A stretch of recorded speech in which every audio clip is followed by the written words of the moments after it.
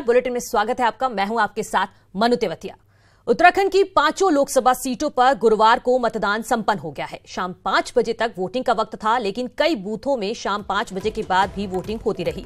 शाम 5 बजे तक लाइन में खड़े लोगों को वोटिंग करने दिया गया। उत्तराखंड में करीब 58% वोटिंग हुई है।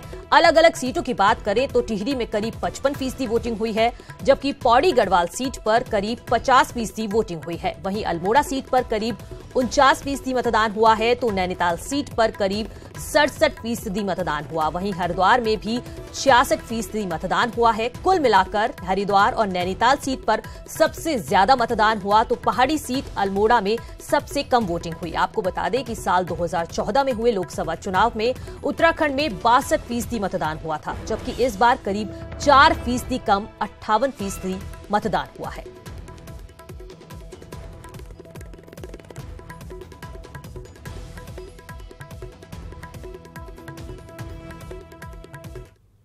उत्तराखंड की 5 लोकसभा सीटों पर गुरुवार को मतदान संपन्न हो गया है, जिसके बाद ईवीएम मशीनों को स्ट्रांग रूम में लाया जा रहा है।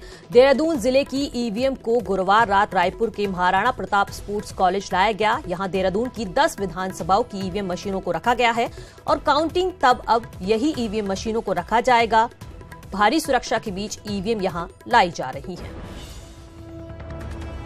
मतदान खत्म होने के बाद अब ईवीएम मशीन्स और वीवीपैट मशीन्स को जो है स्ट्रांग रूम में रखा जाएगा। उसके लिए महाराणा प्रताप जो स्पोर्ट्स कॉलेज है रायपुर का, वहाँ पर जो देहरादून ज़िले की तमाम जो वीवीपैट मशीन्स हैं उनको लाया जा रहा है। और आप देखेंगे कि विधानसभा वार यहाँ पर बूथ्स बने हुए हैं, जिनमें जो है ईवीएम और वीवीपैट मशीन्स को उनका जो प्रक्रिया है उसको पूरा करने के बाद उन्हें जमा किया जा रहा है। आप देख सकते हैं तमाम जो बीएलओज हैं या जो बूथ में जो चुनाव आयोग के अधिकारी ऑब्जर्वर्स थे, वो सारे तमाम जो लोग हैं वो यहाँ पर अपनी अपनी वीवीपैट मशीन्स जो हैं वो जमा करा रहे हैं। तमाम जो कागजी कार्रवाई है उनको पूरा किया जा रहा है। और जो देहरादून ज़िले की जो 10 विधानसभाएँ हैं उनकी ईवीएम मशीन यहाँ पर रखी जाएंगी और लगभग 1.5 महीना वो यहाँ पर रहेंगी और उसके बाद 23 मई को मतगणना के दौरान उन्हें खोला जाएगा। कैमरामैन प्रेम प्रकाश के साथ रॉबिन सिंह चौहान, न्यूज़ 18 देहरादून। अब सीधा चलते हैं देहरादून, जहां से हमारे संवाददाता दीपांकर भट्ट जुड़े हुए हैं। दीपांकर, ईवीएम मशीनों को स्ट्रांग रूम में रख दिया गया है।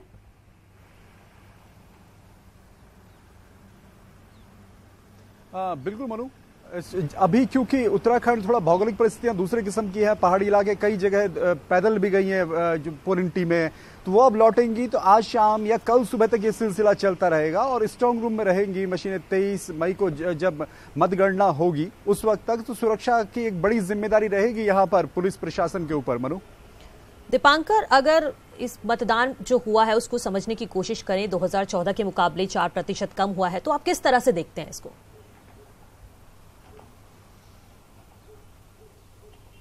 बिल्कुल मनु, जो आंकड़े आए हैं कल की इलेक्शन वोटिंग के बाद, ये बहुत कुछ कहते हैं और विश्लेषकों की इसमें एक अलग अलग राय हो सकती है। लेकिन अगर आंकड़ों को आप देखेंगे तो हरिद्वार और नैनीताल में जिस तरीके से लगभग 66% वोट पड़ा, उस हिसाब से पौड़ी, अल्मोड़ा और टिहरी की जो सीटें हैं, खासतौर पर पहाड़ी जो सीटें हैं, यहां पर जो परसेंटेज है वो 49, 50, 54, टिहरी में 54।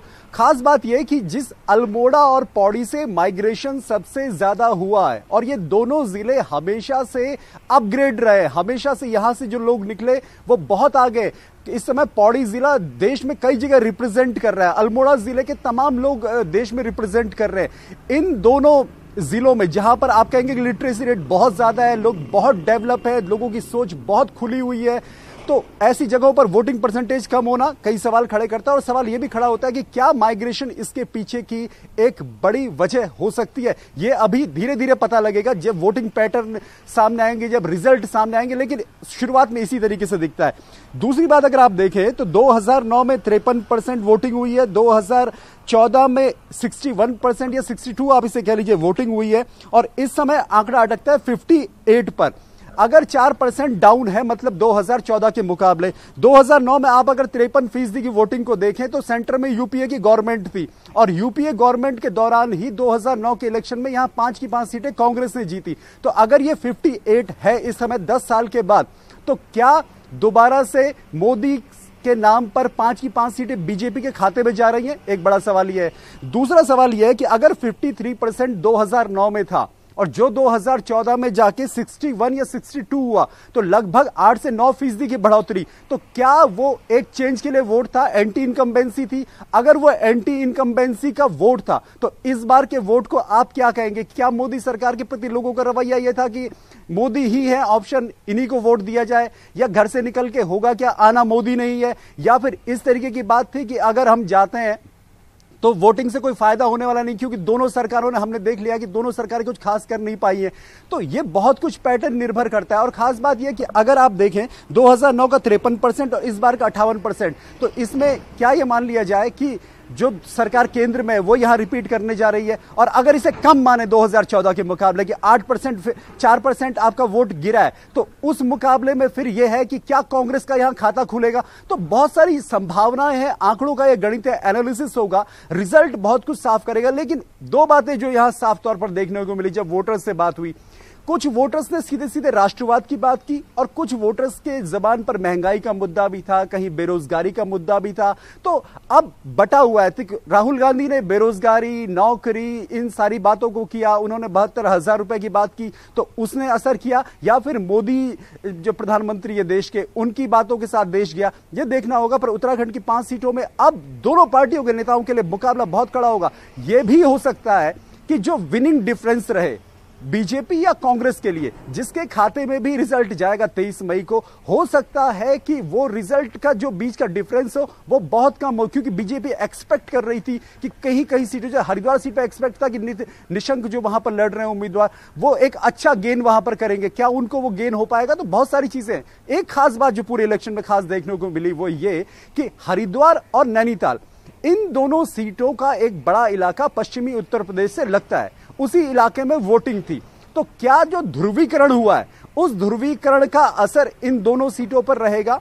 मैदान का वोटर जिस तरीके से निकल कर आया है, क्या उसकी बात का असर यहां पर रहा है? पहाड़ का वोटर नहीं निकला, तो पहाड़ का वोटर क्यों नहीं निकला, इसकी खास वजह क्या रही है? विश्लेषकों से पूछने पर पता लगेगा कि क्या इसके पीछे जो माइग्रेशन हुआ है, जो पलायन हुआ है, वो एक बड़ी वजह है जिसको नरेंद्र मोदी ने, जिसके लिए कांग्रेस पर ठीकरा फोड़ा, या फिर इसके पीछे वजह यह है कि लोगों ने एक्सेप्ट कर लिया कि केंद्र में अगर कोई सरकार है तो उसके साथ चला जाए, या फिर इसके पीछे यह वजह है कि केंद्र की सरकार ने कुछ नहीं किया और उसके साथ जाके कोई फायदा नहीं है। हम कांग्रेस बीजेपी दोनों को देख चुके हैं।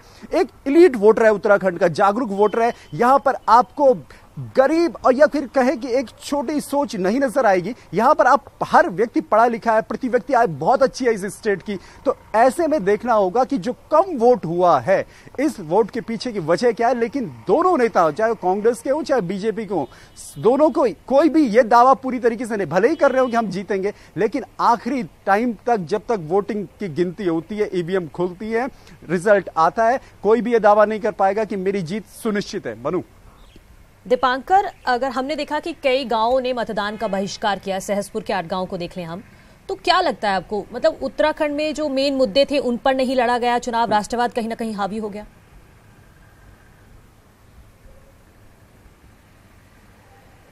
ये बात बिल्कुल ठीक है कि अगर आप इस बार के इलेक्शन को देखें तो उत्तराखंड को फर्स्ट फेज में ही वोटिंग के लिए जाना पड़ा। किसी ने भी एक्सपेक्ट नहीं किया था, ना कांग्रेस ने ना बीजेपी ने, कि पहले राउंड में होने का मतलब यह हुआ कि 10 मार्च को जब घोषणा हुई चुनाव आयोग की तरफ से, और उसके बाद आपके पास सिर्फ और सिर्फ 1 महीना था, उस 1 महीने में नामांकन भी होना है, उसमें 1 महीने में प्रचार भी होना है।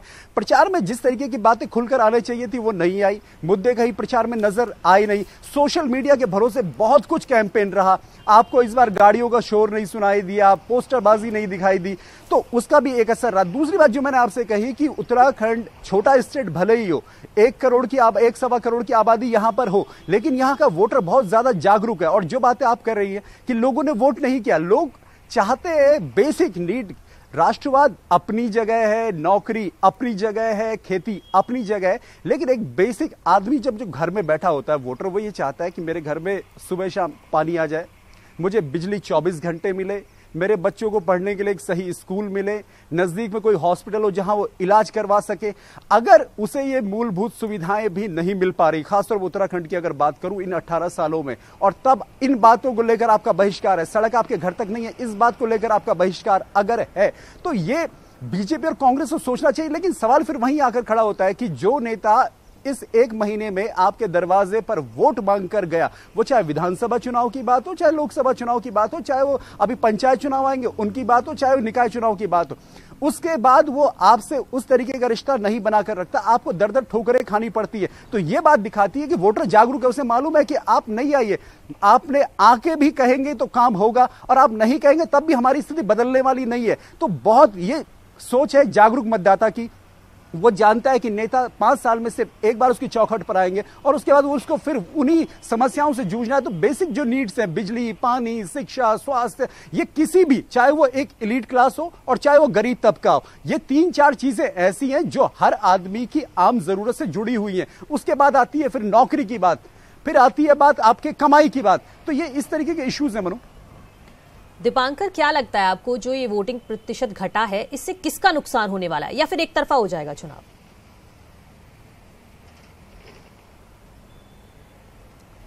वोटिंग प्रतिशत घटने का मतलब ये है कि लोगों ने इंटरेस्ट इस इलेक्शन में नहीं लिया है। सुबह सुबह जिस तरीके से बूथों में भीड़ दिखी और दोपहर के बाद बूथ जिस तरीके से खाली दिखे, तो लोग एक मूड ये बना के आए कि फटाफट जो करना है वो करो और उसके बाद रिलैक्स हो जाओ।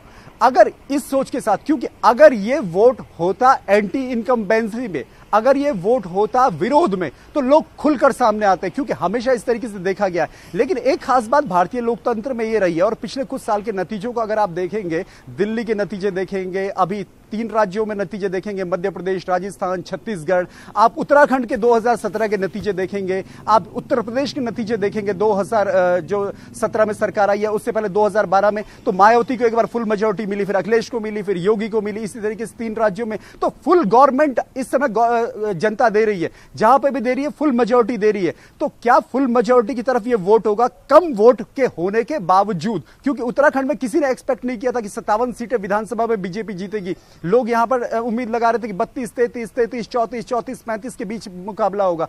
तो क्या इस बार ये जो पैटर्न ऑल ओवर इंडिया निकल कर आ रहा है, इस पैटर्न के बीच भी क्या बीजेपी अपनी? बिल्कुल, बहुत बहुत धन्यवाद आपका इस तमाम जानकारी के लिए। कांग्रेस के प्रदेश अध्यक्ष और टिहरी से प्रत्याशी प्रीतम सिंह ने अपनी सीट के साथ साथ 5 सीटों पर कांग्रेस की जीत का दावा किया है।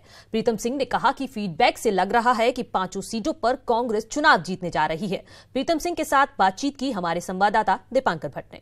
लोकसभा चुनाव संपन्न और मेरे साथ कांग्रेस के प्रदेश अध्यक्ष और टिहरी से खुद कांग्रेस के उम्मीदवार प्रीतम सिंह जी मौजूद हैं। इलेक्शन निपट गया, क्या फीलिंग, पहली फीलिंग क्या है, कि रिएक्शन क्या है? नहीं, देखिए, इलेक्शन में जो है मतदान पूरा हो गया है और जिस तरीके से मैं शहर में घूमा हूँ और जो फीडबैक मुझे अन्य क्षेत्रों से मिला है, तो ऐसा लग रहा है कि कांग्रेस जो है उत्तराखंड राज्य के अंदर लोकसभा का चुनाव जीतने जा रही है।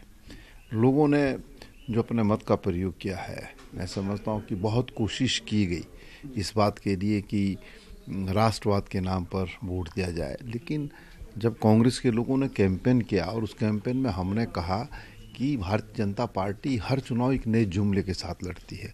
2014 में जो वादे किए गए थे उसमें से एक भी वादा पूरा नहीं हुआ, उस पर कोई 5 साल तक बात नहीं हुई। जो भी रिजल्ट होगा 23 मई को, उसका सेहरा भी आपके सर सजेगा और अगर कहीं पर कोई 19-20 मामला रहा तो उसके लिए जिम्मेदारी आपकी तय होगी।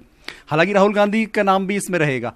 तो उम्मीद क्या है आपको? अभी भी 5 की उम्मीद है इस वोटिंग के बाद भी? नहीं, देखिए, अब तो क्योंकि मतदान हो गया है, अब तो 23 तारीख को सब चीज़ें सामने आएंगी। लेकिन आपने कहा कि सेहरा मेरे सिरे बंधेगा। देखिए, कांग्रेस में ठीक है, क्योंकि अध्यक्ष एक पद ऐसा होता है जिसमें एक ही व्यक्ति काम कर सकता है, उसमें 10 व्यक्ति काम नहीं कर सकते।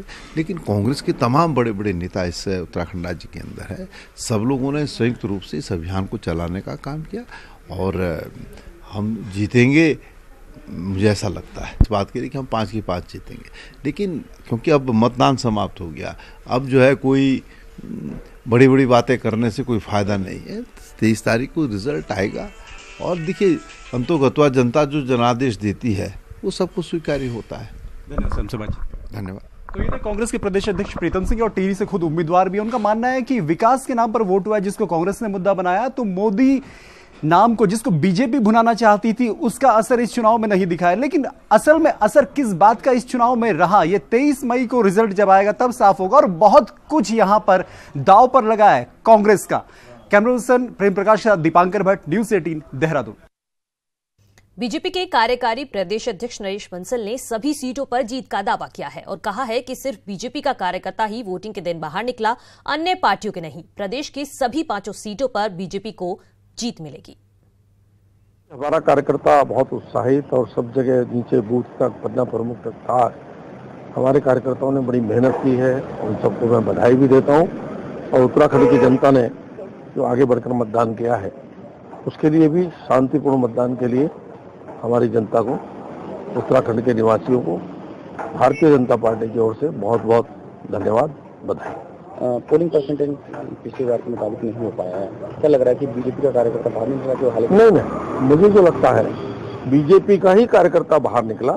उसने जितना कोशिश की और वोटिंग परसेंटेज कराया, बाकी अन्य दलों के में उदासीनता थी, उनके कार्यकर्ताओं ने कोई काम नहीं किया, इसलिए उनका वोट बैंक मुझे लगता है नहीं निकल पाया। भारतीय जनता पार्टी का कार्यकर्ता निकला। 5 सीटें हम निश्चित रूप से अच्छे मार्जिन से जीते। वहीं बीजेपी के प्रदेश प्रवक्ता शाहदाब शम्स ने तो बीजेपी की ऐतिहासिक जीत का दावा किया है। उन्होंने कहा है कि कांग्रेस के कई जगहों पर बूथ एजेंट तक नहीं थे, जो उनकी हार और हताशा को साफ दिखाता है। देखिए, भारतीय जनता पार्टी को लगातार जो फीडबैक्स मिल रहे हैं, उससे हमारे कार्यकर्ताओं में खुशी की लहर है और ऐसा लग रहा है कि हम एक ऐतिहासिक जीत की ओर बढ़ रहे हैं। जिस तरह से कांग्रेस के कार्यकर्ताओं में एक निराशा थी, उनके बूथ तक नहीं लगे, बहुत जगह ऐसी थी जहां उनके बूथ तक नहीं थे और कांग्रेस के नेता और कार्यकर्ता बाहर नहीं निकल पाए, तो उससे लगता है कि एक ऐतिहासिक जीत की ओर हम कहीं ना कहीं बढ़ रहे हैं। राज्यसभा सांसद अनिल बलूनी ने कांग्रेस अध्यक्ष राहुल गांधी पर निशाना साधते हुए कहा कि राहुल गांधी देश के ईमानदार प्रधानमंत्री को गाली देते हैं और पीएम को अपशब्द कहकर वोट पाना चाहते हैं।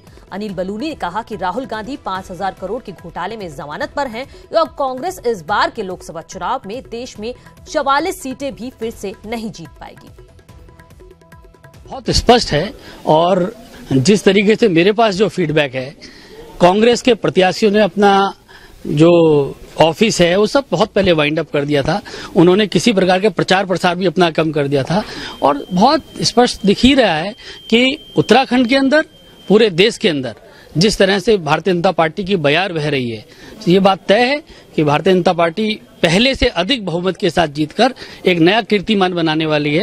और कांग्रेस पार्टी, जो हिंदुस्तान की सबसे पुरानी पार्टी अपने आप को कहती है, वो दोबारा गर्त में जाके मुझको लगता है 44 सीटें भी रिपीट कर पाए, मुझे इसमें संशय है। कांग्रेस अध्यक्ष राहुल गांधी इस देश की संस्कृति को समझ नहीं पाए हैं। लगता है वो विदेश की संस्कृति में पले बड़े हैं, वहीं की संस्कृति को समझते हैं। देश के एक ईमानदार प्रधानमंत्री को लगातार गाली देना, अपशब्द कहने से उनको वोट मिलेगा, ये भूल जाए। राहुल गांधी आज देश के ईमानदार प्रधानमंत्री को अपशब्द कहते हैं। खुद नेशनल हेराल्ड के जमीन घोटाले में 5,000 करोड़ के घोटाले में बेल पर हैं। गढ़वाल लोकसभा सीट से भाजपा प्रत्याशी तीरथ सिंह रावत को जिला निर्वाचन अधिकारी ने आचार संहिता के उल्लंघन करने पर नोटिस जारी किया है। तीरथ सिंह पार्टी के चुनाव चिन्ह वाले दुपट्टे के साथ वोटिंग के लिए गए थे और इसलिए उन्हें नोटिस जारी किया गया है। हालांकि तीरथ सिंह रावत ने किसी भी नोटिस की जानकारी होने से इनकार किया है। उत्तराखंड में हुए लोकसभा चुनाव के लिए मतदान के बाद सीपीआईएम के राज्य सचिव राजेंद्र नेगी का कहना है कि राज्य में चुनाव के दौरान मुद्दों पर चर्चा नहीं हुई। राष्ट्रीय दल केवल आरोप प्रत्यारोप ही करते दिखे, जिसका असर वोटिंग परसेंटेज पर भी दिखा है। फिलहाल इस बुलेटिन में इतना ही। आप देखते रहिए न्यूज़ 18 यूपी उत्तराखंड।